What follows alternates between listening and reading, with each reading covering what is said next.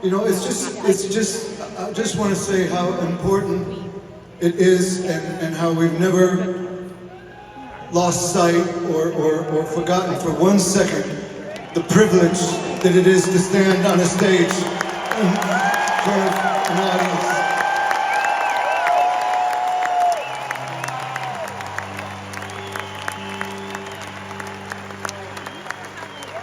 And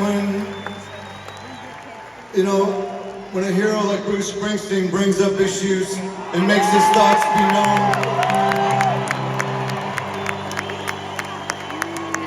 and uses his microphone to speak for those who don't have a voice sometimes, certainly not an amplified one.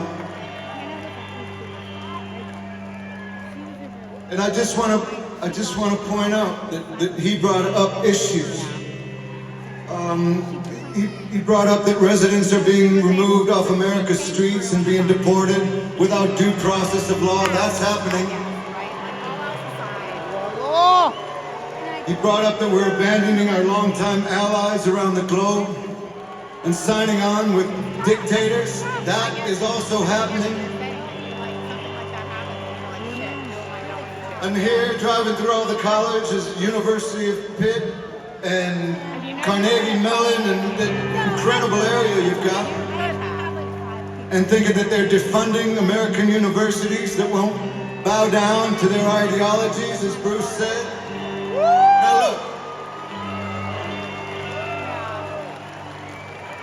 I appreciate you listening, and I bring it up because the response to all that and him using the microphone, the response had nothing to do with the issues.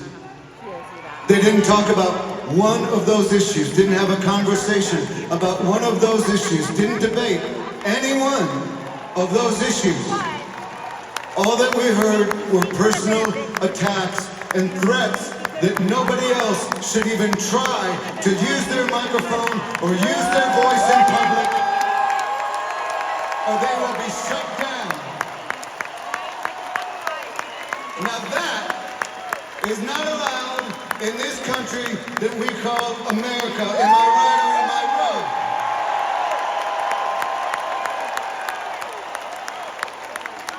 Part of free speech is open discussion. Part of democracy is healthy public discourse.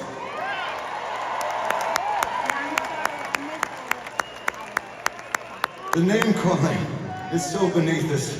Bruce has always been as pro-American with his values of freedom and liberty, and his justice has always remained intact. And I'm saying that I'm saying just to be sure that this freedom to speak will still exist in another year or two from now when we come back to this microphone.